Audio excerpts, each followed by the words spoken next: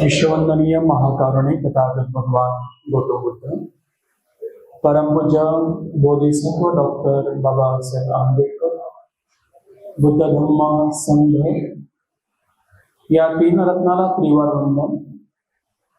कालेन धम्म सवनं येतं मंगलम उत्तमं, वेळवेळेनुसार धम्म श्रवण करणे महान पुण्य.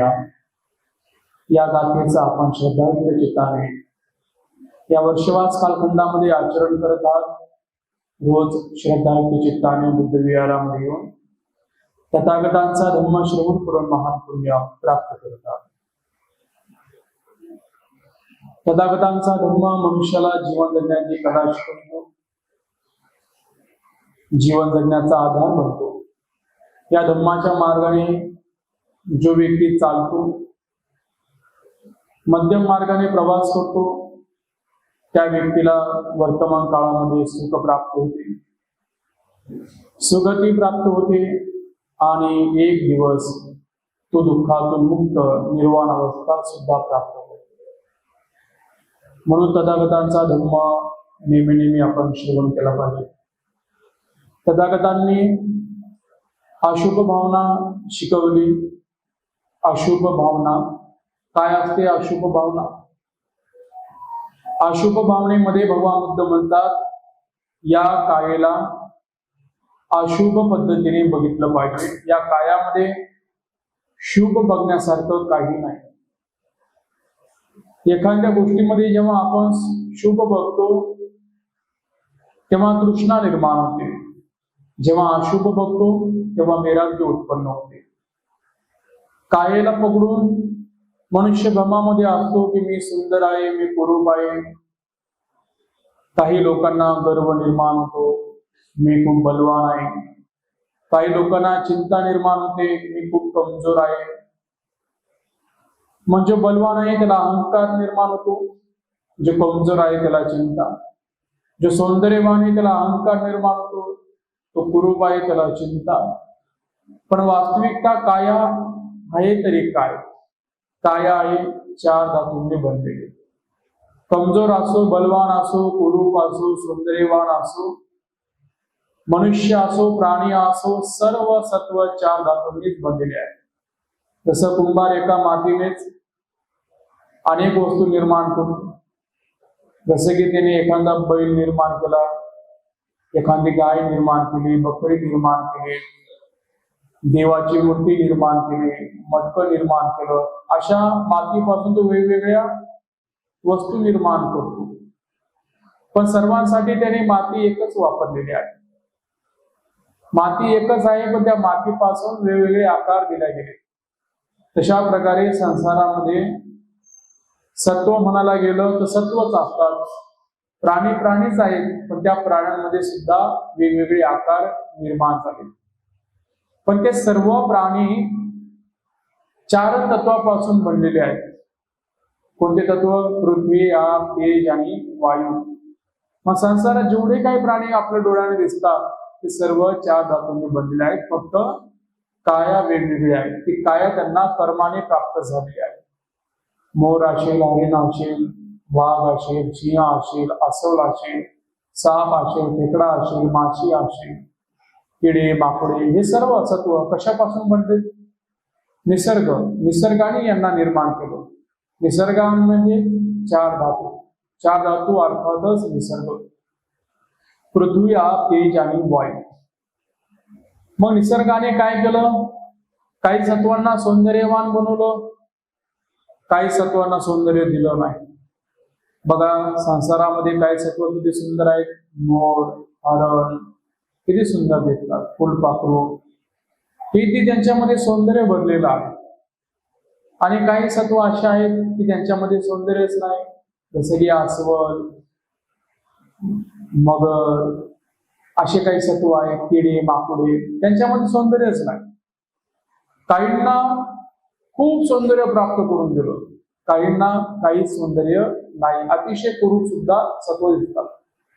मग हे जे काही आपल्याला सौंदर्य प्राप्त होतं, हे जे काही आपल्याला कुरूपता प्राप्त होते, हे आपल्या हातामध्ये आहे का? हे माता पित्यांच्या हातामध्ये आहे का?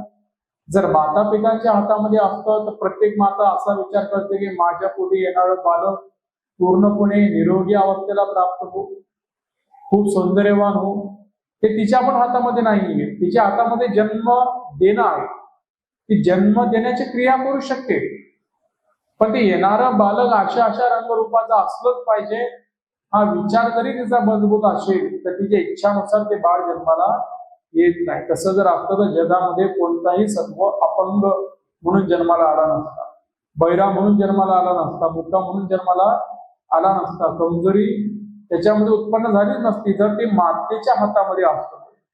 मग ते माताच्या हातामध्ये नाही तर मग कोणाच्या हातामध्ये आहे? ते आहे निसर्गाच्या हातामध्ये. आणि निसर्गाचा नियम आहे कर्म सिद्धांत. आणि कर्म सिद्धांताला प्रत्येक व्यक्ती पकडलेला आहे. प्रत्येक सत्वाला कर्म सिद्धांत लागू झालेला आहे.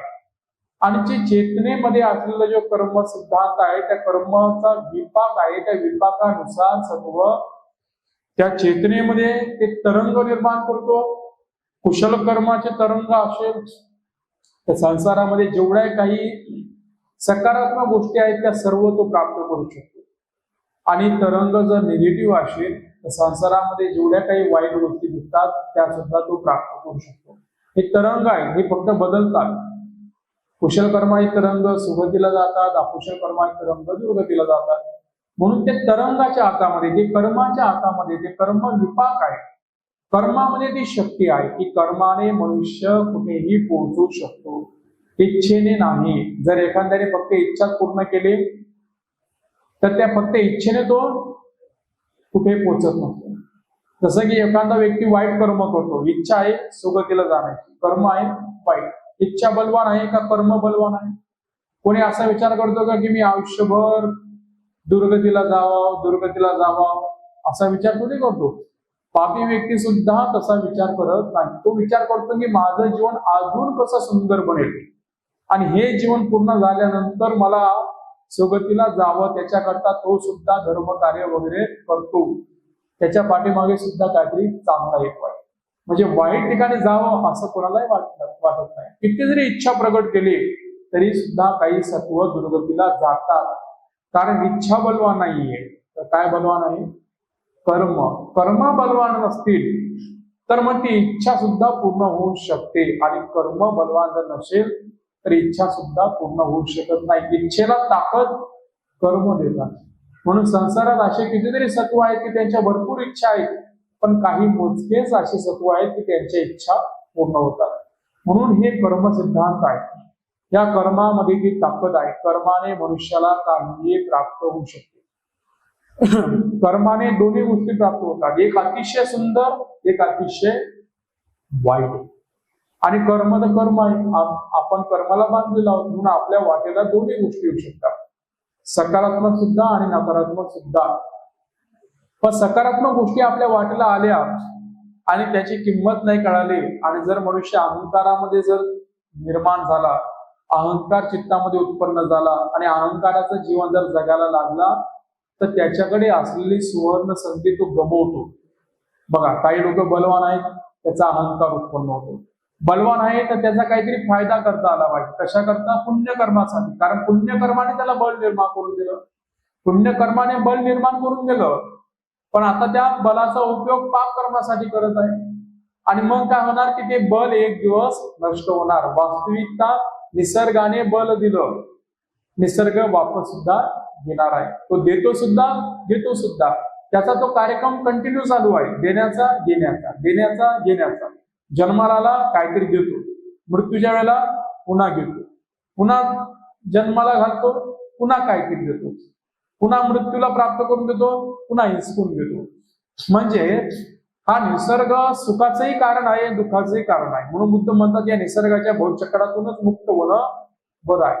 कारण कितीतरी जन्म ही प्रक्रिया चालू आहे, ही काही थांबायला तयारच नाही. कारण ते भवचक्र आहे, की चेतनेचं कर्म विपाक आहे. चेतना इदून इदे, इदून पुन्हा इदे, सुगती दुर्गती, सुगती दुर्गती असा प्रवाह चालू राहतो. म्हणून भगवान बुद्धांनी पुण्यधर्म करायला सांगितलं, सत्यधर्म सांगितला, आणि त्याच्या सोबत आपल्याला जीवनातलं वास्तविक सत्य समजावं तसाही उपदेश केला. म्हणजे आरोग्य जर आपल्याला मिळालं ना, त्याचा आनंद पण आपण घ्यायचा, पण आपण त्याचा अभ्यास पण करायचा की हे आरोग्य एक दिवस नष्ट होणार आहे. जोपर्यंत नष्ट होत नाही तोपर्यंत त्याच्यामध्ये तुम्हाला आनंद घेता येईल, पण नष्ट झालं तर दुःख पण तुम्हाला होणार नाही. का? कारण तुम्हाला वास्तविक सत्य कळालं. वास्तविक सत्य काय आहे की शरीर कधी ना कधी बिमार पडणार आहे. पण बिमार पडण्याच्या अगोदर जे आरोग्य आहे त्या आरोग्याचा तुम्हाला आनंद घेता आला पाहिजे. आणि त्याचा जर तुम्हाला एकदा आनंद घेता आला तर तुम्हाला तो आनंद कुठून समजणार आहे? धम्माच्या आधाराने समजणार आहे. धम्म तुमच्याकडे असेल तर निरोगी अवस्था कशी आनंदाची असते त्याचा अर्थ तुम्हाला कळेल आणि ते तुम्ही चांगल्या प्रकारे जीवन जगणार. आणि जर तुम्ही बिमार पडलात तर तुम्हाला दुःख होणार नाही, कारण वास्तविक सत्य स्वीकारण्याची ताकद तुम्हाला धम्माने दिलेली आहे. धम्माचा तुम्ही अभ्यास केला आणि तेही तुम्ही सत्य स्वीकारलं. आपण काय करतो की आपल्याला एकच सत्य आवडतं, ते म्हणजे सुख. दुसरं सत्य आवडत नाही, ते म्हणजे दुःख. सुखही सत्य आहे, दुःखही सत्य आहे. एक सत्य आहे, एक आर्य सत्य आहे. सुख सत्य आहे पण दुःख आर्य सत्य आहे. म्हणजे सुख हे प्राप्त करावं लागतं आणि दुःख हे उत्पन्न होते. दुःखाला मनुष्य बांधलेला आहे आणि सुख त्याला मिळवावं लागतं.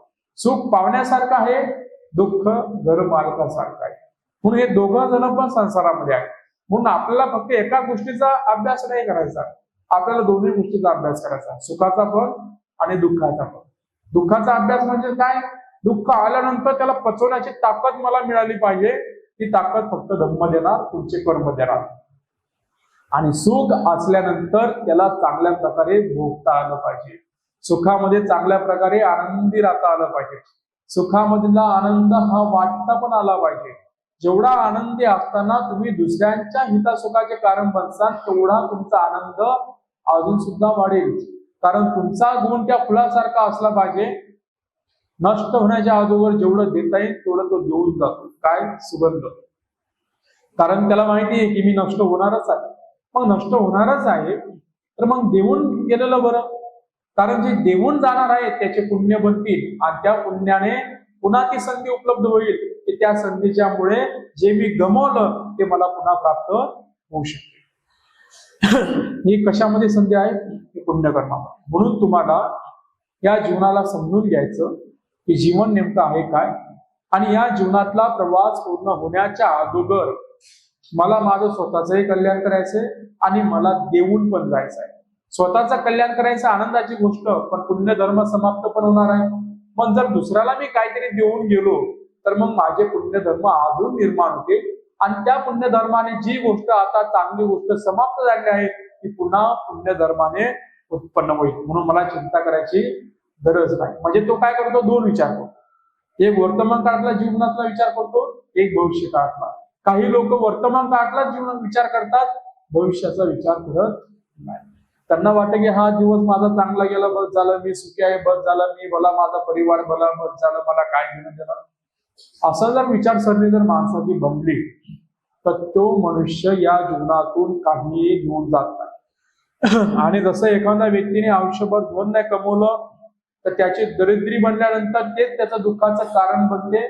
तशा प्रकारे एखाद्या मनुष्याने संसारामध्ये आल्यानंतर पुण्य धर्म जमा जर नाही केले तर तो सुद्धा दरिद्री अवस्थेमध्ये जातो. कोणत्या? पुण्य धर्माच्या. आणि पुण्य धर्माच्या दरिद्रीमध्ये नसलं पाहिजे. संसारातली दरिद्री आली तर तिला दूर करता येईल, पण पुण्य कर्माची दरिद्री जर झाली आणि दुर्गतीला गेलो तर खूप कालावधी लागतो. धन कमवायला थोडा कालावधी लागत नाही. धन आपण रिकवर करू शकतो, पण कर्म कसे रिकवर करणार? दुर्गतीला गेला तर मग तुम्हाला कोण सांगणार तुझे धम्म? तुम्हाला ती बुद्धी पण मिळणार नाही. जसं की आता तुम्ही मनुष्य आहात, मग आपल्याला असं वाटतं की मी बुद्धिमान आहे, पण ही बुद्धी पण निसर्गाचाच भाग आहे, काया पण निसर्गाचीच भाग आहे. कारण ते कर्माने मिळाले आपल्याला. कर्माने काया मिळाली, कर्माने बुद्धी मिळाली. त्याच्यामुळे या दोन गोष्टी समजायला लागल्यात. दोन गोष्टी आपण कर्म करू शकतो, दोन गोष्टी काहीतरी चांगल्या करू शकतो. पण दुर्गतीला गेल्यानंतर ती बुद्धी सुद्धा मायनस मध्ये निघून जाईल. तिथे बुद्धी पण तेवढी मिळणार नाही आणि कर्म करण्याचा सवालच नाही. मग कसं काय करणार? दुर्गतीला गेलं की चिंता आहे, दुःख आहे, आणि सुगतीला गेलं की भटकंती आहे. का? कारण धम्म नसतो. म्हणून काही लोक संसारामध्ये भटकलेत आणि काही लोक संसारामध्ये शुद्धीवर आले. मग शुद्धीवर आलेला वर्ग कोणता आहे की ज्याला संसार कळाला. संसार कळणं सोपं नाही. आणि मी नेहमी सांगतो जीवन म्हणजे फक्त वेळ आहे. ज्याला वेळेसोबत जगता आलं तो जीवन जगला. जो भूतकाळामध्ये जगतो ते पण जीवन नाही, जे भविष्य काळामध्ये आहे ते पण जीवन नाही. कारण भूतकाळातलं वापस घेऊ शकत नाही आणि भविष्य काळातलं आता करू शकत नाही. मग आता फक्त काय वर्तमान काळ. आणि ज्याला वर्तमान काळासोबत पकडून जगता येतं त्याला जीवन जगता येतं. त्याच्या व्यतिरिक्त व्यक्ती जीवन नाही जगत, वेळ काढत आहे, त्याचा वेळ वाया जात आहे आणि तो त्याला समजत नाही. जीवनामधला जेवढाही वेळ आहे तो वाया जातो. पण जर तो जागृत झाला, जीवनाला समजून घेतलं आणि तो वर्तमान काळाशी जर सोबत पकडून जगायला लागला तर त्याला या जीवनामध्ये भरपूर काही गोष्टी प्राप्त होऊ शकतात. साधारण जीवन जरी जगला तर सुख त्याला प्राप्त होऊ शकते. धर्म सोबत जर जोडला, शील समाधी प्रज्ञेचा अभ्यास केला, श्रोतापन्न, सकुदागामी, अनागामी, अनंत ही फळं सुद्धा प्राप्त होऊ शकतात. कारण ही संधी फक्त मनुष्यालाच आहे, मनुष्याच्या व्यतिरिक्त प्राण्यांमध्ये नाही. प्राण्यांमध्ये सौंदर्य आहे, बल आहे, पण संधी आहे का त्यांना बुद्ध बनण्याची? संधी आहे का त्यांना बोधिसत्व बनण्याची? संधी आहे का त्यांना माणसासारखं राहण्याची? त्यांना ती संधी नाही. मनुष्य जेवढा विकसित झाला तेवढी संधी प्राण्यांमध्ये नाहीये. मनुष्यामध्ये फक्त बुद्धी आहे, बल नाहीये. जेवढे एखाद्या बैलामध्ये ताकद आहे तेवढी मनुष्यामध्ये ताकद आहे का? जेवढे एखाद्या हत्तीमध्ये ताकद आहे मनुष्यामध्ये ताकद आहे का? गाढवामध्ये जेवढी ताकद आहे, गाढव जेवढं काम करतो तेवढं मनुष्य करू शकतो का? मग ताकदीनं बघायला गेलं तर आपल्यापेक्षा बलवान तर प्राणी आहेत. त्यांच्या पुढे तर आपण काहीच नाही आहोत. त्यांची मसल पण किती स्ट्रॉंग असते. तुम्ही बघा बैलाला हात लावून किती मजबूत असतात, घोड्याला हात लावून बघा किती मजबूत असतात, हत्तीला बघा किती मजबूत आहे त्यांचं शरीर. त्या मानाने आपण काहीच नाही आहोत. आपण त्यांच्या कॅटेगरीमध्ये मोडत सुद्धा नाही बलाच्या हिशोबाने बघितलं तर. मग आपलं जीवन एवढं सुखमय कसं काय? बलाने तर आपण कमजोर आहोत, तरी ते एवढे बलवान असून सुद्धा एवढे दुर्गतीचं जीवन जगतायत. आणि आपण एवढे बलाने कमजोर असून सुद्धा एवढं चांगलं जीवन जगतोय. चांगल्या प्रकारे वस्त्र, चांगल्या प्रकारे अन्न, निवारा चांगल्या प्रकारे निर्माण केला, सन्मानानं आपण जगतोय. मग हे कशाच्या आधारावर जगतोय आपण? फक्त एक गोष्ट म्हणजेच काय, पंचस्कंद उपलब्ध झाले त्यामुळे, म्हणजेच बुद्धी. आणि त्या बुद्धीमध्ये, त्या मनामध्ये, त्या चेतनेमध्ये संज्ञा, वेदना, संस्कार आणि विज्ञान हे 4 शक्ती उत्पन्न झाल्यात मनुष्याच्या चित्तामध्ये, बुद्धीमध्ये. त्याच्यामुळे तो विकसित होऊ शकला. जर ही बुद्धी नावाची गोष्ट जर त्याला जर मिळाली नसती तर त्याला एवढी कमजोर निर्माण झाली असती की तो कुत्र्यापेक्षाही बलाने कमजोर ठरला असता. एवढा कमजोर मनुष्य ठरला असता. पण मनुष्य एवढं सुंदर जीवन जगतो कशाच्या आधाराने? बुद्धीच्या आधाराने. बुद्धीनं तो सर्वांपेक्षा श्रेष्ठ ठरला, बुद्धीनं तो सर्वांपेक्षा बलवान ठरला. मग ही बुद्धी प्राप्त झाली कर्माने. मग या बुद्धीचा उपयोग कशा करता करायचा? पुन्हा दुर्गतीला जाण्यासाठी का सुगतीला जाण्यासाठी? सवालच येत नाही. सुगतीला जाण्यासाठी, चांगलं जीवन जगण्यासाठी. आणि जर बुद्धी मिळून सुद्धा जर मनुष्य दुर्गतीला गेला तर त्याला ती बुद्धी मिळून काहीच अर्थ राहिला नाही. कारण बुद्धीचा सुद्धा नियम आहे, सगळ्या संसाराचा नियम आहे, उत्पन्न होणे, नष्ट होणे. मग नष्ट होण्याच्या अगोदर पुढची तयारी करावी लागेल. आणि पुढची तयारी करण्यासाठी संसाराला पहिलं समजून घ्यावं लागेल. संसार समजला, धर्म जोडला, धर्म समजला तर मग कळल की काय करायचं आणि काय नाही करायचं. मग जेव्हा प्रज्ञा उत्पन्न झाली तेव्हा कळेल की संसारामध्ये परिवारासाठी किती जगायचं, स्वतःसाठी किती जगायचं आणि धर्मासाठी सुद्धा किती जगायचं. काही लोक स्वतःसाठी जगतात तर परिवारासाठी जगत नाहीत. काही लोक परिवारासाठी जगत बसतात, स्वतःसाठी जगतच नाही. मग काही लोक स्वतःसाठी जगतात, परिवारासाठी जगतात, धर्माचा त्यांचा काही संबंधच नाही. आणि काही लोक फक्त धर्मासाठी जगतात तर मग ते परिवारासाठी जगत नाही. मग हे सगळं असं जर वेगवेगळ्या पद्धतीने गणित चाललं ते गणित बिघडतं. स्वतःसाठी जगता आलं पाहिजे, परिवारासाठी सुद्धा जगता आलं पाहिजे आणि धर्मासाठी सुद्धा जगता आलं पाहिजे. सगळ्या बाजू तुम्हाला मजबूत कराव्या लागतील. नुसते एक गोष्ट तुम्ही कोणती जरी पकडली तर तुमचं गणित बिघडू शकतं. तुम्हाला स्वतःलाही सांभाळायचं आहे, परिवाराचाही हितासुखाचा विचार करायचा आहे आणि सोबत धर्माचा सुद्धा विचार करायचा.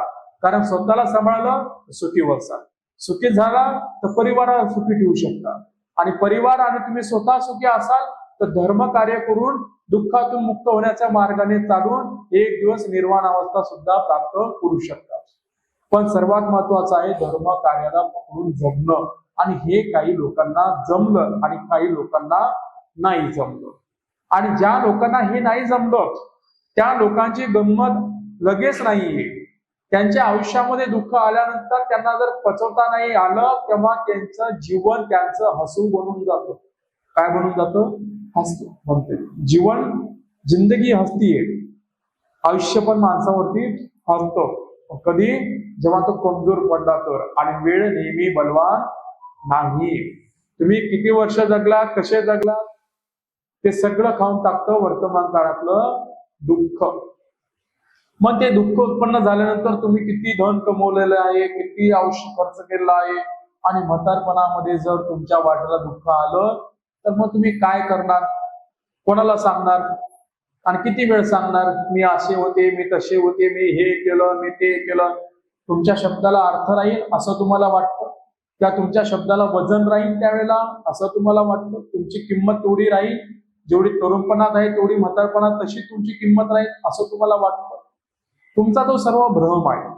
वेळ बदलली की जीवन बदलतं. आणि म्हातारपणामध्ये जर पुण्यधर्माने साथ दिली तर म्हातारपण चांगलं जातं. अन्यथा पुण्यधर्माने जर दगा दिला म्हणजे कर्माने जर दगा दिला, पुण्यधर्म जर नसेल आणि कर्माने दगा दिला तर बंगला असेल पण सुख नसेल, परिवार असेल तर सुख नसेल, नातगोता असेल पण सुख नसेल, गाडी असेल, टीव्ही असेल, पंचपक्वान असतील पण सुख नसेल. कारण कर्माने दगा दिला, संसाराने नाही. संसार तर तुम्ही प्राप्त केला, त्याच्यासाठी तर तुम्ही जगला होता. तुम्ही खूप धन कमवलं, त्या धनाने बंगला घेतला. तुम्ही खूप धन कमवलं, त्या धनाने तुम्ही गाडी घेतली, टीव्ही घेतली, फ्रीज घेतलं, घराला एवढं सुंदर बनवलं की पाहणारा म्हणेल वा वा वा, काय याचं घर आहे, काय याचं जीवन आहे. संसाराने तुम्हाला दगा नाही दिला, कारण संसारासाठी तुम्ही आयुष्यभर जीवन जगलात. पण कर्माने दगा दिला ना तुम्हाला, कारण कर्म तुमच्याकडे काहीच नाहीये आणि संसार चालतो कर्मानुसार. संसार हा वस्तूवरती चालत नाही. संसार हा घरावरती, गाडीवरती, ह्याच्यावरती चालत नाही. संसार कशावरती चालतो? कर्म सिद्धांतावरती. संसाराच्या पद्धतीने तुम्ही श्रीमंत झालात पण कर्माने तुम्ही दरिद्रीमध्ये गेलात. आणि कर्माने दरिद्री गेलेल्या व्यक्तीला वाटेला जर दुःख आलं तर त्याचं दुःख ना तो स्वतः पचू शकत, ना घरातले लोक त्याचं ऐकून घेऊ शकत, ना त्याला त्यावेळेला कोणी कल्याण मित्र मिळत. आणि अशी अवस्था जिवंतपणे दुर्गती समान असते. आणि अशा अवस्थेला काही सत्व प्राप्त सुद्धा होतात. आणि म्हणून तसं होऊ नये त्याच्याकरता आपल्याला योग्य वेळी ती समज आली पाहिजे. आणि म्हणून संसारातल्या काही गोष्टी कमवण्यामध्ये आपण कमी पडलो तरी चालते, पण कर्म कमवण्यामध्ये आपण कमी पडता कामा नाही. कारण कर्म जर असेल ना तर सर्व संसार आपल्यावरती प्रेम करेल. परिवारातले पण लोक प्रेम करतील, संसारातले पण लोक प्रेम करतील, वस्तू पण प्राप्त होईल, इच्छा पण पूर्ण होतील. हे सर्व काही तुम्हाला चांगलं चांगलं जे वाटतं ना हे सुद्धा कर्माचाच आधार आहे. किती कर्म बलवान आहे ते सगळ्या गोष्टी तुमच्यासाठी लागू आहेत. कर्म नाराज झाले तर तुमच्या घरातले लोक सुद्धा तुमच्यावर प्रेम करणार नाही, नात्या गोत्यामध्ये सुद्धा तुमचा सन्मान राहणार नाही.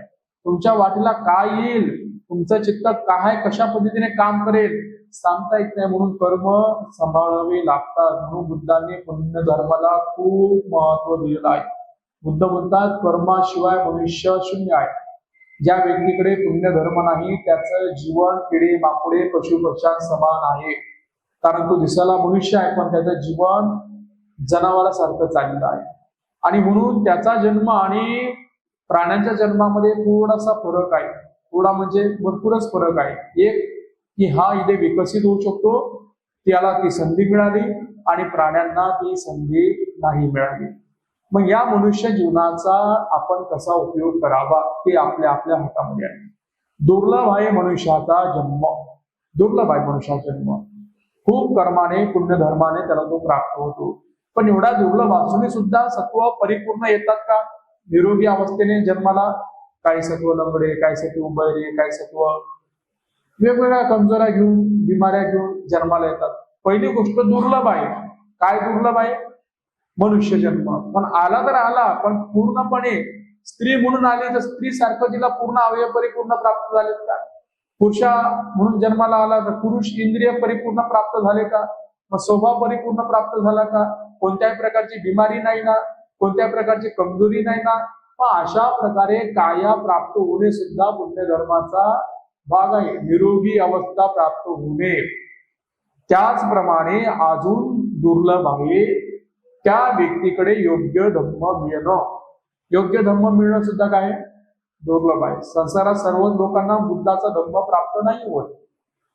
आज आपण बघतो संसारात कितीतरी संप्रदाय, प्रत्येक व्यक्ती कोणत्या ना कोणत्या धर्माला, कोणत्या ना कोणत्या विचाराला पकडून जीवन जगत असतो. त्यांच्याकडे बुद्धाचा धम्म आहे का? बुद्ध म्हणजे धम्म, भगवान बुद्धाचा धम्म म्हणजे काही भगवान बुद्धांनी स्वतः तयार केलेला तो असा धम्म नाही, किंवा ती काय कथा नाहीये की दुसऱ्याचं मनोरंजन करण्यासाठी. बुद्धांनी जो धम्म सांगितला तो वास्तविकता निसर्गाचा नियम आहे. आणि निसर्गाच्या नियमालाच भगवान बुद्धाचा धम्म म्हणतात. कारण बुद्धांनी निसर्गाच्या नियमाचा अभ्यास केला. बुद्धांनी ते जाणलं की संसारात कशामुळे काय उत्पन्न होते आणि नष्ट झाल्यानंतर कुठे जाते, संसार कशा प्रकारे कार्य करतो, मन कशा प्रकारे कार्य करते, काया कशा प्रकारे कार्य करते, संसारामध्ये सुगती दुर्गती ह्या भूमी कशा प्रकारे निर्माण होतात, आणि मनुष्य सुख कशाने प्राप्त करतो, दुःख कशाने प्राप्त करतो, कशा पद्धतीने तो भ्रमामध्ये राहतो, कशा प्रकारे त्याचं जीवन समर्पण होऊन जाते, तो जगतो कसा, मरतो कसा, सगळ्या सत्वांचं जाणण्याचं ज्ञान बुद्धांमध्ये असतं. म्हणजे निसर्गाची शक्ती प्राप्त बुद्धांनी केली आहे. आणि भगवान बुद्धाचा धम्म म्हणजे निसर्गाचे नियम. ज्याला निसर्गाचे नियम कळाले, निसर्गाचा सिद्धांत कळाला, त्या व्यक्तीचं कल्याण होते. पण हे समजणं सुद्धा कसं आहे, अवघड आहे. मग या प्रत्येकाकडे हा धम्म पोहोचलेला आहे का? नाही. संसारामध्ये सगळ्या लोकांकडे भगवान बुद्धाचा धम्म नाही पोहोचला जात. मग त्याच्यापेक्षा दुर्लभ काय आहे की लोकांकडे धम्म आला पण त्या धम्माचा अर्थही त्यांना समजत नाही. आज बाबासाहेबांच्या पुण्याईने आपल्यापर्यंत धम्म तर आलेला आहे, पण सर्वच लोकांना बुद्धाचा धम्म समजला असं आपण म्हणू शकतो का? नाही म्हणू शकत. प्रत्येकाच्या घरामध्ये बुद्ध आहे. रोज लोक बुद्धाच्या फोटोपुढे बघतात, बुद्धाला नमस्कार करतात, आणि कोणी जर विचारलं की हे कोण आहेत, हे आमचे देव आहे, बुद्ध आणि बाबासाहेब आमचे देव आहे. म्हणजे जो साधारण वर्ग आहे त्यांनी बुद्धाला देव बनवलेला आहे आणि बाबासाहेबांना देव बनवलेलं आहे. तसे तुमचे इतर देवता वगैरे असतील, तुम्ही तुमच्या धर्माला मानता, मग आमच्यासाठी बुद्ध आणि बाबासाहेब आमचे देव आहे. बुद्ध सर्वांच्या घरामध्ये आहे. पण विचारावर का लोकांना बुद्ध म्हणजे नेमकं काय, काय आहे बुद्ध, काय केला बुद्धांनी उद्देश, बुद्ध कसे मार्गदर्शक आहेत, बुद्ध कसे कल्याण करतात, मग ते सांगण्यामध्ये ते असमर्थ आहेत. ते म्हणतात एवढं तर आम्ही काही सांगू शकत नाही, पण भगवान बुद्ध हे गुरु आहे, भगवान बुद्ध हे देवापेक्षा कमी नाही, ते आपल्यासाठी काय देवच आहे. मग त्यांनी बुद्धाचा विषय फक्त पौर्णिमा, 14 एप्रिल, बुद्ध पौर्णिमा असे काहीतरी जे काही आपले बुद्ध धर्मामधले उत्सव असतात त्या दिवशी ते फक्त बुद्ध वंदना वगैरे करतात. पण बौद्ध धम्म त्यांच्यावरती पोहोचलाय त्यांच्यापर्यंत, तरी सुद्धा त्यांना बुद्ध व्यवस्थितपणे समजलाय असं आपण म्हणू शकत नाही. म्हणून दुर्लभ काय आहे, धम्म सुद्धा समजणं ते पण दुर्लभ आहे. प्रत्येकाला नाही कळणार. प्रत्येकाच्या पुण्य धर्माने तो धम्माला समजून घेण्याची पात्रता ठेवू शकतो. आणि एखाद्या व्यक्तीला आता धम्माची भाषा समजायला लागली, त्याच्यापेक्षा दुर्लभ काय आहे, त्या धम्माला समजल्यानंतर आर्य फळामध्ये प्रवेश करणे. मग आता भरपूर लोकांपर्यंत धम्म गेला, धम्म काढायला सुद्धा लागला, धम्म लोकांनी वाचला सुद्धा, पाठ सुद्धा केला, लोक सांगू सुद्धा शकतात. पण एवढं सुद्धा असल्यानंतर मग ते श्रोतापन्न झालेत का, सकुदागामी झालेत का, अनागामी झालेत का, अनंत झालेत का, झाले का परिपूर्ण दुःखातून मुक्त? नाही झाले. मग दुर्लभ गोष्ट काय आहे, एक तर धम्म पोहोचणं, त्याच्यापेक्षा समजणं अवघड आहे, आणि समजल्यानंतर मार चित्ताला जिंकून आर्य फळामध्ये प्रवेश करणं सुद्धा अवघड आहे. म्हणून सर्वात जास्त दुर्लभ काय आहे, निर्वाण अवस्था प्राप्त करणं, दुःखातून मुक्त होणं ही साधी गोष्ट नाही. म्हणून तो दुर्लभ धम्म आपल्याला बाबासाहेबांच्या पुण्याने प्राप्त झाला. पण त्याला जर आपण व्यवस्थितपणे समजून घेतलं, त्याचं जर आपल्या जीवनामध्ये आचरण केलं, तर ही दुर्लभ गोष्ट आपले अनेक जन्माचं गणित सुधारू शकते. एवढंच नाही तर निर्वाण अवस्था सुद्धा प्राप्त करू शकते. म्हणून बुद्ध सांगतात की मनुष्याचा जन्म दुर्लभ आहे. असं एक उदाहरण सांगितलं गेलं की एका समुद्रामध्ये एक कासव आहे. एका समुद्रामध्ये एक कासव आहे, तो आंधळा कासव आहे. आणि 100 वर्षानंतर तो एकदाच त्या समुद्राच्या म्हणजे पाण्याच्या वरच्या भागावरती त्याचं तोंड काढतो, पृष्ठभागावरती तोंड काढतो. आणि त्या समुद्रामध्ये एकच काठी आहे आणि त्या काठीवरती त्याला त्याचं मुंडकं ठेवायचं आहे. आणि तो कासव आंधळा आहे आणि 100 वर्षातून तो एकदाच काय करतो, वरती तोंड काढतो पाण्याच्या आणि त्याला त्या काठीवरती तोंड ठेवायचं आहे. ही गोष्ट जेवढी दुर्लभ वाटते ना, त्याच्यापेक्षा दुर्लभ काय आहे, मनुष्याचा जन्म आहे. ते असं उदाहरण सांगितलं गेलं की ते मनुष्याचा जन्म किती दुर्लभ असतो. बघा, सर्वात जास्त संख्या या संसारात कुणाची आहे, मनुष्याची की प्राण्यांची? किडे-माकडांची संख्या आहे अरबों आहे. टोटल संसारामधल्या लोकांची संख्या जर मोजली तर 800 का 900 करोड आहे. जास्त संख्या नाहीये. पण समुद्रामधल्या फक्त माशांची संख्या जर मोजली तर ती अरबोनी आहे. किडे-माकडांची संख्या मोजली किती आहे, पशुपक्ष्यांची संख्या मोजली किती आहे. मनुष्यापेक्षा इतर प्राण्यांची संख्या संसारामध्ये जास्त आहे आणि मनुष्याची संख्या कशी आहे, खूप कमी आहे.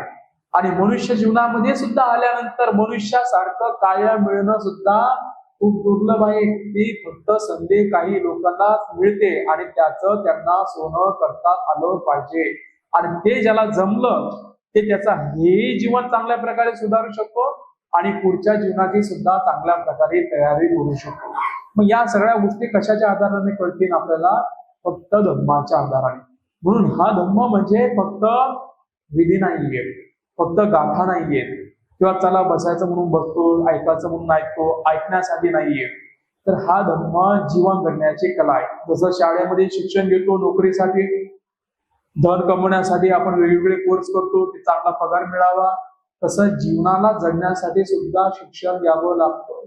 अन्यथा तुम्ही धनवान झालात आणि तुम्हाला जर वाईट गुण लागले, हिंसा करण्याचा गुण उतरला, चोरी करण्याचा गुण उतरला, व्यभिचार करण्याचा गुण उतरला, मग तुम्ही गर्भ श्रीमंत जरी झालात, शिक्षणाच्या आधाराने मोठ्या पदावरती गेला, गर्भ श्रीमंत झाला, सन्मान प्राप्त केला आणि तुमच्या जर अधर्म झाला तर मग भ्रष्टाचार करणारे लोक गरीब असतात का जास्त श्रीमंत लोक असतात? जास्त भ्रष्टाचार कोणी केलेला आहे, गरिबाने केलेला आहे का गर्भ श्रीमंत लोकांनी केला आहे? म्हणून आपण बघतो ना, भ्रष्टाचार करणारे लोक कोण असतात? अडाणी लोक असतात का? त्यांच्याकडे शिक्षण पण आहे ना चांगल्या प्रकारे. मोठे मोठे ऑफिसर लोक भ्रष्टाचारामध्ये बळी पडतात. मग त्यांच्याकडे शिक्षण नाही का? त्यांना काय ती गोष्ट समजत नाही का? आपण म्हणू शकतो अरे तो व्यक्ती अडाणी आहे. कोणत्या पद्धतीने त्याला अडाणी माणसा? तो उच्च पदावरती आहे. ते पद प्राप्त करण्यासाठी कितीतरी कष्ट करावं लागतात. लाखो लोकांमधून तो परीक्षा पास होऊन तिथे पोहोचलेला आहे. एवढं मोठं पद प्राप्त केल्यानंतर सुद्धा गॅरंटी आहे का तो भ्रष्टाचारी होऊ शकत नाही, तो देशाचं नुकसान करू शकत नाही? मग एवढे आपण म्हणतो की आपल्या या संसारामध्ये आपण बघतो मोठे मोठे पदावरती गेलेले लोक, मग आमदार असतील, खासदार असतील, मंत्री असतील, पीएम असेल, हे पद सुद्धा प्राप्त करणं म्हणजे काय जोगपुरी आहे? कितीतरी कष्ट करावं लागतात त्या अवस्थेला पोहोचण्यासाठी. पण तिथं पोहोचल्यानंतर गॅरंटी आहे का तो व्यक्ती चांगलाच नाही? त्याच्यामध्ये अधर्म जागला तर मग काय होईल? अधर्म जागल्यानंतर तो स्वतःचंही नुकसान करून घेतो आणि दुसऱ्याचंही नुकसान करतो. पण तो एकट्याचं नुकसान नाही करत, लाखो लोकांचं सुद्धा नुकसान करू शकतो. कारण तो तेवढा बलवान आहे. तो जेवढा बलवान आहे तेवढा कमजोर झाला तर अनेक लोकांचं नुकसान सुद्धा होतं.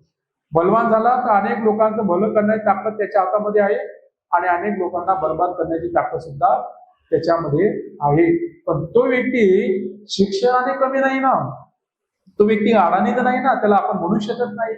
त्या व्यक्तीकडे संसारातलं सगळ्यात उत्कृष्ट पद आहे, पण त्याच्याकडे धर्म नाही. आणि धर्म जीवन जगण्याची कला शिकवते.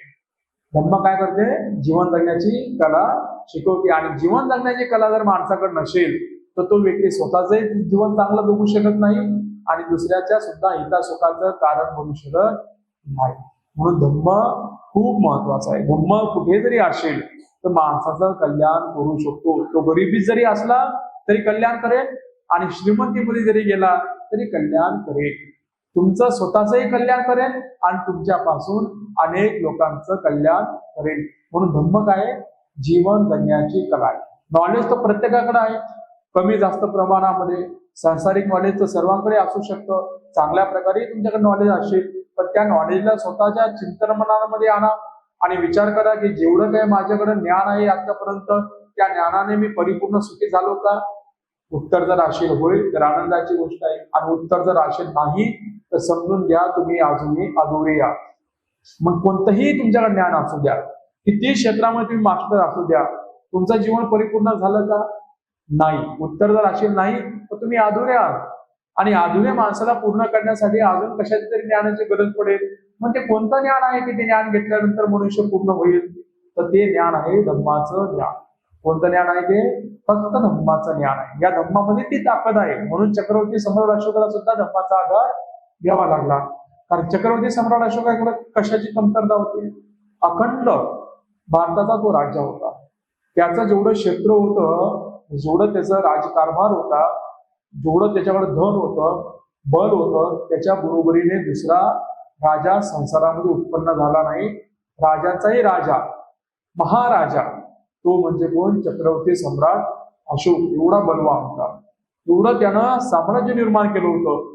पण शेवटी सुद्धा एवढं सर्व असूनही सुद्धा तो त्या गोष्टीतून स्वतःला परिपूर्ण करू शकला का? आयुष्यामध्ये कलिंग युद्ध घडल्यानंतर मनस्ताप निर्माण झाला. कलिंग युद्ध तर सर्वांच्याच परिचयामध्ये आहे. तिथूनच त्याचं मन परिवर्तन झालं. कलिंग युद्ध झाल्यानंतर मग त्याला कळालं की मी सगळ्यात मोठा हारलेला व्यक्ती आहे, कारण मी त्या युद्धामध्ये अधर्म केला. आणि ते युद्ध झाल्यानंतर असं म्हणतात की सम्राट अशोक कितीतरी महिने डिप्रेशन मध्ये होता, तणावामध्ये होता, मेंटॅलिटी पूर्णपणे डिस्टर्ब झाली होती, काही समजत नव्हतं. कारण स्वभाव एवढा कठोर झालेला होता फक्त या राज्य करण्यासाठी की भाऊ भावाचा राहिला नव्हता. इतर लोक जे म्हणजे शत्रू होते त्यांच्या मनामध्ये सुद्धा भय निर्माण झालं होतं. कारण चक्रवर्ती सम्राट अशोक म्हणजे काही साधारण व्यक्ती नव्हता. तो एखाद्या व्यक्तीला जर असं वाटलं एखाद्या राजाला की तो आता आपल्याकडे आक्रमण करेल तर तो पुढचा राजा भयभीतच झाला पाहिजे. एवढी त्याच्यामध्ये बलवान गुण होता, एवढा तो बलवान होता. म्हणजे चक्रवर्ती सम्राट अशोकासोबत लढाई करणं सुद्धा दुसरा राजा मनात विचार सुद्धा आणत नव्हता, एवढा त्याचा धाक होता. पण एवढाही बलवान असून सुद्धा तो काहीतरी महिने म्हणजे कितीतरी महिने तो डिप्रेशन मध्ये राहायचा. कोण? चक्रवर्ती सम्राट अशोक. पण शेवटी सगळं संपत्ती असून, नोकर चाकर असून, खूप मोठं राज्य असून सुद्धा शेवटी स्वतःला पूर्ण करण्यासाठी धम्माचा आधार घ्यावा लागला.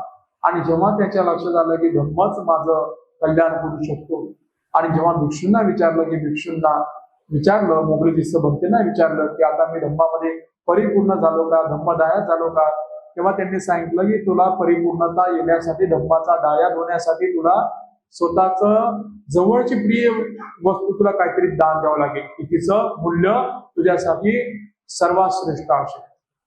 तर मग ती गोष्ट कोणती आहे? ते आहे तुझा पुत्र आणि तुझी कन्या. जोपर्यंत पुत्र आणि कन्या तू संघाला दान करत नाही तोपर्यंत तू दायाद होऊ शकत नाही, परिपूर्ण दायाद नाही होऊ शकणार. तर मग धम्मामध्ये परिपूर्णता यावी याकरता त्याने स्वतःचा मुलगा आणि मुलगी सुद्धा दान केले. त्यांना विचारलं होतं संघमित्राला आणि मंदिराला की तुम्ही भिक्षू बनणार का, भिक्षुणी बनणार का? त्यांनी सुद्धा आनंदामध्ये होकार दिला होता. म्हणजे एवढंच अस्तित्व असूनही सुद्धा त्यांना शेवटी धर्माचा आधार घेऊन स्वतःला पूर्ण करावं लागलं. म्हणजे सांगायचं तात्पर्य हेच आहे की धम्म खूप बलवान आहे, फक्त ते समजत नाही माणसाला की तो किती बलवान आहे. त्याला असं वाटतं की फक्त काय विजय काय करण्यासाठी जाईल का, फक्त अर्धा घंटा साधना करण्यासाठी जाईल का, 1 तास बसण्यासाठी जाईल का, फक्त ऍक्टिव्हिटी करण्यापुरतं जाईल का. पण त्याला वास्तविक कळत नाही की धम्म म्हणजे लय महागडी गोष्ट आहे. एवढी महागडी गोष्ट आहे ना की ती जर विकत घ्यायची जर विचार जर आपण केला तर आपण संसारामध्ये खूप भिकारी आहोत. जर आपण जर विकत घ्यायचं जर असं मूल्य ठेवलं ना की बाबा धम्माचं मूल्य हे आहे, त्याची जर किंमत लावली तर संसारामध्ये कोणतंही सत्व तेवढी पात्रता ठेवू शकत नाही विकत घेण्याची. पण एवढा महान धम्म बोधिसत्वाने 4 असंख्य 1 लाख कल्प पारमिता पूर्ण करून प्राप्त केला. आणि तो अशा प्रमाणे म्हणजे त्याची किंमत न मोजता, कोणाकडून काहीही न घेता लोकांपर्यंत तो धम्म व्यवस्थित पद्धतीने लोकांना सांगितला. आणि ज्याही लोकांनी त्या धम्माचं आचरण केलं ते दुःखातून मुक्त झाले. मी माहिती ना तुम्हाला की आजारात पडल्यानंतर आजारातून बरं होण्यासाठी तुम्ही डॉक्टरला किती धन देता. तुमच्या आजारानुसार डॉक्टर जर म्हटला की 1,00,000 रुपये लागतात, तुम्ही तिथे काही हे करता का? तुम्ही कमी जास्तपणा नाही मी 50 देऊ शकते, जा घरी, तू 50ही देऊ नको. तुला द्यायचे असं ते 1,00,000 रुपये खर्च आहे, नाही तर मग काही होऊ शकत. बिमाऱ्या मग 2 लाख लागू शकतात, 5 लाख लागू शकतात, 10 लाख लागू शकतात. बिमारी किती धन खाऊ शकते माहिती नाही. तर त्या बिमारी फक्त दुःखाचा एक विषय आहे, परिपूर्ण दुःख नाहीये. दुःख काय आहे? जन्म, आजारपण, म्हातारपण, मृत्यू, प्रियाचा वियोग, अप्रियाचा संवाद, इच्छा पूर्ण न करणे. आता पहिलं दुःखाची किंमत म्हातारपण. म्हातारपणामध्ये तुमच्यावर सर्व काही असतं, सर्व काही. तुम्ही जे धन कमवलेलं आहे, परिवार कमवलेला आहे, नातं गोतं वगैरे, पण 4 धातू कमजोर झाले. उठता येत नाही, बसता येत नाही, खाता येत नाही, शरीरात रक्त बनत नाही, ऊर्जा तयार होत नाही, कमजोऱ्या जाणतात, गुडघ्याचा त्रास, बसण्याचा त्रास, उठण्याचा त्रास. सांगा त्याची किंमत किती, त्या दुःखाची किंमत किती आहे? काय मूल्य लावू शकता त्याचे? आणि जर तुम्हाला कोणी म्हटलं की बाबा या पिढीतून तुला मुक्त करतो, चाल 10 लाख रुपयाची तयारी, नाही करणार का माणूस? म्हणून ना, अरे बाबा म्हातारपणाचं दुःख जर मुक्त होत असेल आणि याची किंमत जर 10 लाख असेल तर घ्यायला हरकत नाही. मग गरीब श्रीमंत लोकांना जर ती संधी मिळाली तर करोड रुपये पण द्यायला तयार होते. 2 करोड पण देऊ शकतात. फक्त किंमत बोला ना तुम्ही किती लागते. धन लोकांकडे एवढा अफाट आहे की त्या धनाचा खर्च करून ते म्हातारपणामध्ये निरोगी अवस्था विकत घेऊ शकतात, पण ती संधी निसर्गाने दिलेली नाही. म्हणून त्याची काही किंमत लावू शकता का? मग ते दुःख आहे, पण त्याची किंमत द्यायला तयार आहे, पण त्याचं औषध नाही. मग बिमारी कोणती उत्पन्न होऊ शकते? डोळ्याचे, कानाचे, नाकाचे 32 प्रकारचे घटक आहेत. कोणत्या बिमारी उत्पन्न होईल, किती धन खाईल माहिती आहे का? ते पण काय आहे? हे दुःख आहे ना, ते उत्पन्न जेव्हा पण होईल तेव्हा आपल्याला औषध पाणी करावं लागणार आहे. असं म्हणू शकत नाही की नाही मला काही करायचं नाही, असं थोडी म्हणणार आहे मनुष्य. शरीराने दगा दिला, बिमारी उत्पन्न झाली, जी बिमारी असेल त्या बिमारीचं औषध पाणी घ्यावं लागेल. त्याचं किती धन आहे सांगू शकतो का आपण?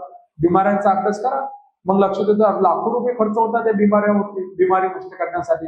पण त्या बिमारीची सुद्धा एक आहे किंमत आहे. मग आहे दुसरी मृत्यू. मग मृत्यूची सुद्धा एक व्हॅल्यू आहे. एखाद्या माणसाला जर कळालं की ते या क्षणाला मरणार आहे आणि जर त्याला कळालं की बाबा मृत्यूपासून सुटणारी औषध आहे, त्याची किंमत आहे. एक गर्भ श्रीमंत व्यक्ती आहे, त्याच्याकडे अपार संपत्ती आहे आणि त्याचा मृत्यू जवळ आला आणि आता तो मरणार आहे आणि त्याला सांगितलं कोणीतरी, अरे तुझा मृत्यू ढकलला जाऊ शकतो, तुला मृत्यूतून मुक्त केला जाऊ शकते, तू एक काम कर, एवढं धन खर्च करतो. तो लगेच म्हणून काय तू सांग फक्त किती खर्च करावा लागतो, मी द्यायला तयार आहे, मला अजून फक्त 20 वर्षाचं औषध दे. किती वर्षाचं औषध आहे? मृत्यूची किंमत आहे की नाही? किंमत किती किंमत लावू शकता तुम्ही मृत्यूची? आपल्याला जर कळालं की मृत्यू येणार आहे, आपलं आयुष्य कमी आहे आणि मृत्यू येणार आहे आणि संधी मिळाली की मृत्यूला थांबवण्याची धन देऊन, पण त्याची किंमत जर खूप अफाट असेल तर मनुष्य तयार नाही करणार का? मग त्या मृत्यूची सुद्धा व्हॅल्यू आहे, पण त्या मृत्यूला विकत घेतलं जात नाही. पण ते सुद्धा दुःख आहे आणि ते दुःख मिटवण्यासाठी जर धनाचा उपयोग करता आला तर मनुष्य किती पण करायला तयार होऊ शकतो. प्रियाचा वियोग, ज्याच्यामध्ये सर्वात जास्त प्राण आहे तशा व्यक्तीचा मृत्यू झाला. म्हणजे एक माता आणि मुलगा, त्या मातेचा सर्व जीव त्या मुलामध्ये, एकुलता एक मुलगा आहे आणि अचानकपणे त्याचा मृत्यू झाला. त्या मातेने संसारातल्या सगळ्या संपत्ती कमवलेल्या आहेत आणि ज्याच्यामध्ये तिचा प्राण होता तो तिचा प्रिय मुलगा मरणाला प्राप्त झाला. आता तिचा कोणी आधार नाही. काय करून तिच्या संपत्तीचं काय करू शकते? त्या संपत्तीचा भोग घेऊ शकते प्रसन्न चित्ताने, कारण ज्याच्यावरती तिची दुनिया होती त्या दुनियाचा आधारच तिचा आता गमवलेला आहे. तर मग आता ती काय करू शकते? काही करू शकत नाही. मग संसारामध्ये किती जरी धन असू द्या ना, किती जरी असू द्या ना तिच्याकडे सर्व काही, मग तिला जर संधी मिळाली की मुलाला पुन्हा प्राप्त करून घेण्याची, तर ती सर्व धन सुद्धा लावू शकते. काय करू शकते? सर्व धन. किती धन आहे माझ्याकडे? करोडोचं. मी सगळं खर्च करायला तयार आहे, फक्त माझी जी गेलेली प्रिय व्यक्ती आहे ती मला वापस मिळाली पाहिजे. आहे का नाही त्याची पण व्हॅल्यू? किती व्हॅल्यू त्याची? खूप चांगली व्हॅल्यू आहे. ती संधी मिळाली तर मनुष्य काही पण करू शकतो आणि ती गोष्ट घेऊ शकतो, पण ती संधी निसर्गाने दिलेली नाही. मग अप्रियाचा सहवास, जे अप्रिय लोक आहेत त्यांच्यापासून खूप दुःख दुःख दुःख दुःख मिळतं. आणि जर असं संधी मिळाली की बाबा असं असं जर तू धन नष्ट केलं, धन खर्च केलं, सगळे अप्रिय लोक तुझ्या आयुष्यातून निघून जातील आणि सर्व प्रिय वाटणारे लोक तुझ्या सानिध्यामध्ये राहतील, तर मनुष्य खर्च नाही करणार, त्याची पण किंमत द्यायला तयार आहे. पण ती संधी निसर्गाने दिलेली नाही. आणि इच्छा पूर्ण करणे, मग आपला मुलगा म्हणतो माझी इच्छा आहे, मग आपली मुलगी म्हणते माझी ही इच्छा आहे, आपल्या परिवारातले सदस्य म्हणतात ही इच्छा आहे, आपली स्वतःची इच्छा आहे. जर तुम्हाला सगळ्यांची इच्छा पूर्ण करून देण्याची संधी जर मिळाली धन देऊन, तर तुम्ही धन आयुष्यभर केलेलं खर्च करायला तयार आहे. फक्त त्याची किंमत सांगा की बाबा माझी मुलीची इच्छा आहे, नाही इच्छा आहे तिची, मग त्या इच्छे पूर्ण करण्यासाठी किती धन पाहिजे सांगा, की आम्ही देऊन टाकायला तयार आहे. मुलाची इच्छा आहे, देऊन टाकायला तयार आहे धन. पण ती संधी निसर्गाने दिली नाही. आणि जर दिली असते तर आपण किती पण धनाची किंमत तिथे भरायला तयार असतो. संसारामध्ये कशी वस्तूची किंमत आहे ना, ती संधी आहे की वस्तूची किंमत नुसार धन द्या, वस्तू प्राप्त करा. मग मनुष्य कष्ट करतो, धन कमवतो आणि ते प्राप्त करतो. पण निसर्गाच्या दुकानामध्ये ती संधी नाही. मग म्हातारपणाची सुद्धा लय व्हॅल्यू आहे त्या दुःखाची, आजारपणाची सुद्धा त्याची पण लय व्हॅल्यू आहे, मृत्यूची सुद्धा खूप व्हॅल्यू आहे, प्रियाचा वियोग, अप्रिय समाज, इच्छा पूर्ण न होणे याची सुद्धा खूप व्हॅल्यू आहे. मग एवढा प्रकारचं दुःख आहे, त्या प्रत्येक एका दुःखा शब्दाची व्हॅल्यू लावा बरं का. एक एक दुःख किती महागात पडू शकते. मग त्या सर्वांचा औषधाची किंमत किती असेल. मग आता विचार करा, जर या कमजोऱ्यांचीच किंमत जर एवढी भयानक असू शकते, मग अशी एक औषध आहे की ती औषध ग्रहण केल्यानंतर हे सगळं दुःख नष्ट होऊन जाईल. मग त्याची किंमत किती असायला पाहिजे, त्याची किंमत किती लावू शकता तुम्ही त्याची किंमत. आणि ती जी अवस्था आहे, ते जे औषध आहे ते धम्म आहे. आणि त्या धम्माची किंमत बोधिसत्वाने मोजली. किती जन्म मोजले? 4 असंख्य 1,00,000 कल्प संसारामध्ये बोधिसत्वाने ती किंमत मोजली, ते भरून काढलं. पारमी, उपपारमी, परमत्त पारमी या 10 प्रकारच्या पारमितींचा अभ्यास करून ते पारमिता पूर्ण करून ती किंमत मोजली.